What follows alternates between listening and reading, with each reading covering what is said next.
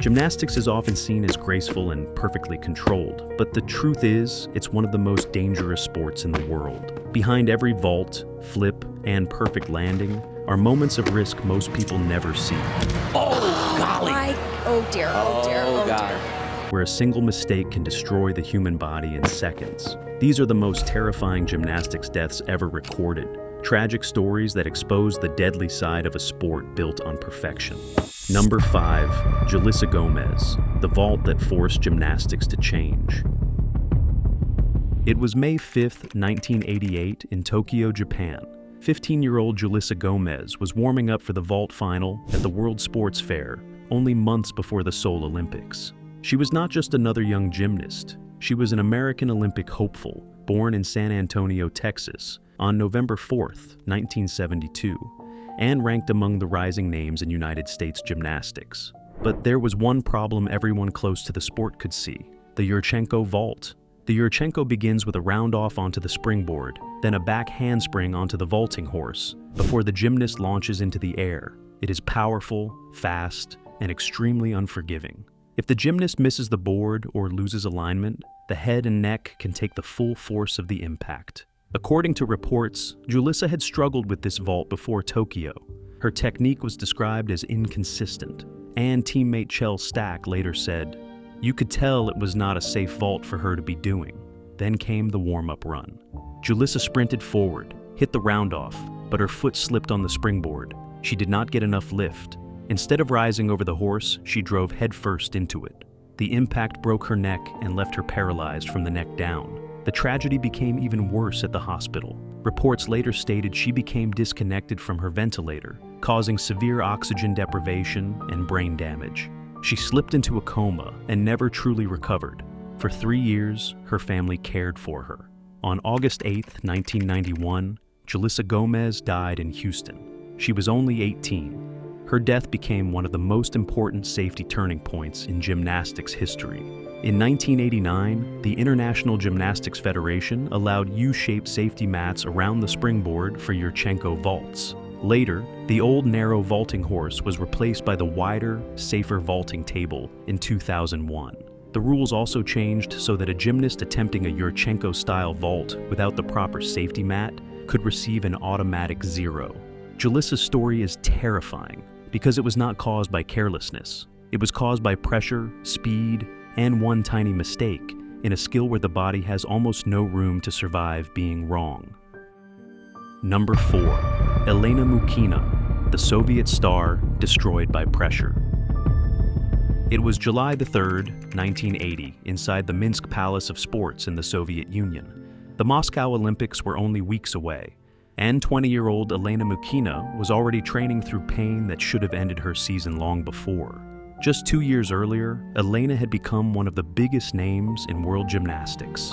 At the 1978 World Championships in Strasbourg, France, she won the all-around gold medal, defeating legends like Nadia Comaneci and Nelly Kim. Soviet media celebrated her as the future of gymnastics, a symbol of national superiority during the Cold War. But behind the medals, her body was collapsing.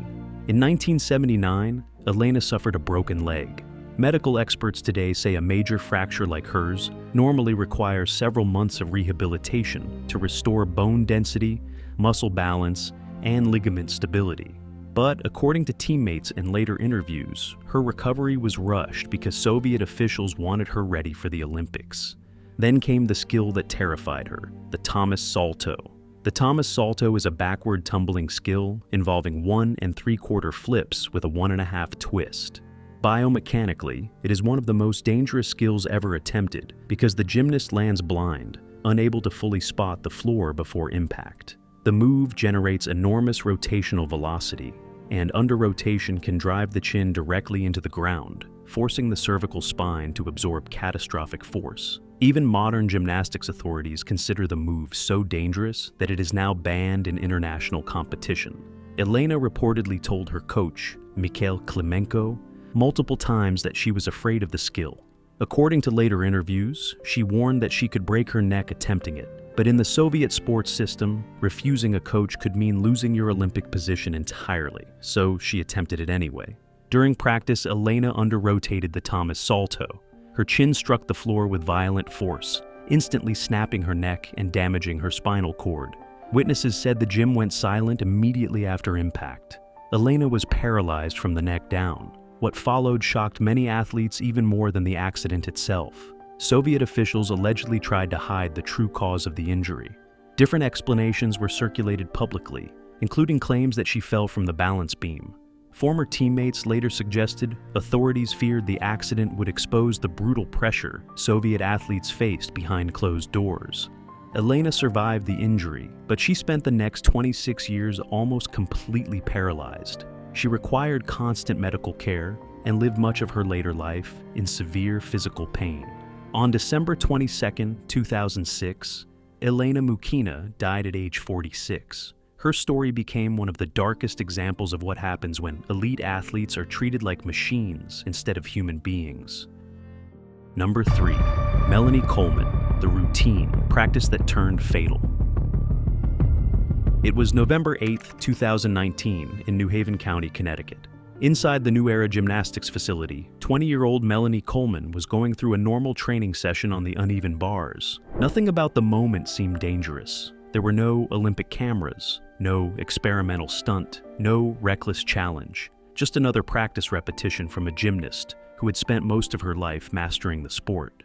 Melanie grew up in Milford, Connecticut, in a family deeply connected to gymnastics. Her mother and sisters had competed before her, and by college she had become one of the standout athletes at Southern Connecticut State University. Earlier that same year, she had earned Scholastic All-American honors from the Women's Collegiate Gymnastics Association, recognizing both her athletic performance and academic achievements. Outside competition, Melanie coached children at the same gym where she trained. Some of her students were only 2 or 3 years old. Coaches described her as patient, calm, and extremely disciplined. That is what makes what happened next so terrifying. During practice on the uneven bars, Melanie lost her grip during a release sequence and fell awkwardly onto the mat below. Uneven bars injuries are particularly dangerous because athletes rotate at high speed several feet above the ground before re-grasping the bar. According to sports medicine studies published in the Orthopedic Journal of Sports Medicine, spinal injuries in gymnastics are uncommon but disproportionately catastrophic when they occur, especially during aerial dismounts and release transitions. Witnesses immediately realized the fall was serious. Paramedics rushed Melanie to Yale New Haven Hospital, where doctors discovered a severe cervical spinal cord injury. Trauma to the cervical spine is especially deadly because the upper spinal cord controls breathing, heart regulation, and movement throughout most of the body. Even a slight displacement of the vertebrae can cause irreversible neurological damage. Despite emergency treatment, Melanie died 2 days later, on November 10, 2019. She was only 20 years old. Her longtime coach, Thomas Alberti, later said he could not understand how such a tragedy happened during what should have been a standard training session. Unlike many famous gymnastics accidents involving dangerous new skills, Melanie's death came during ordinary practice under accepted safety conditions. That reality shook the gymnastics community across the United States. Because if a highly trained collegiate gymnast could suffer a fatal spinal injury during a normal routine, then no part of the sport truly felt safe anymore. In the days after her death, tributes flooded social media from athletes, coaches, and former teammates across the country. A fundraising campaign raised more than $65,000 for her family. Her mother later revealed something even more emotional. Melanie had quietly registered as an organ donor before the accident. Even after death, she was still helping other people survive. Number 2, Christy Henrich, the gymnastics star, starved to death. It was July 26, 1994 in Kansas City, Missouri, when 22-year-old Christy Henrich died after years of severe anorexia nervosa and organ failure. Unlike the other tragedies in gymnastics history, Christy's death did not happen in a single violent second. It happened slowly, painfully, and in many ways, that made it even more horrifying. Christy was born on July 18, 1972, and by her teenage years, she had already become one of America's brightest gymnastics talents. Standing only 4 feet 10 inches tall, she was known for elegant uneven bars, routines, and explosive balance beam performances. By 1988, she had earned a place on the United States national team and competed internationally against some of the best gymnasts in the world. Her coaches believed she had a serious chance of making the Olympics. Then came one comment that reportedly changed everything. During the 1988 World Championships in Budapest, a judge allegedly told Christy she needed to lose weight if she wanted to make the Olympic team. At the time, she weighed around 95 pounds, already extremely light for her height and training intensity. But gymnastics culture during the 1980s was obsessed with thinness. Research later published in the Clinical Journal of Sport Medicine found that elite gymnasts during that era faced unusually high rates of eating disorders due to pressure surrounding appearance, body fat percentage, and scoring aesthetics. In sports like gymnastics, where athletes perform under constant visual evaluation, psychological pressure around weight can become extreme. For Christy, it became deadly. She began severely restricting food intake while continuing intense daily training. Friends and coaches later described her becoming increasingly withdrawn and obsessed with losing more weight. Her body slowly began shutting down. By 1990, her weight had reportedly fallen to just 47 pounds. At that stage, the human body enters catastrophic starvation mode. Heart muscle weakens, bone density collapses, hormone production fails.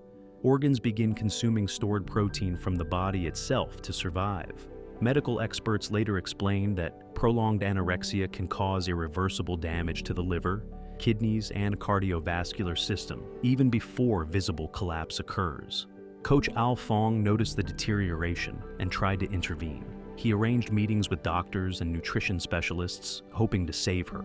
But the psychological grip of the disorder had already become overwhelming. Christy eventually left elite gymnastics, but the illness followed her for years through hospitalizations and psychiatric treatment programs.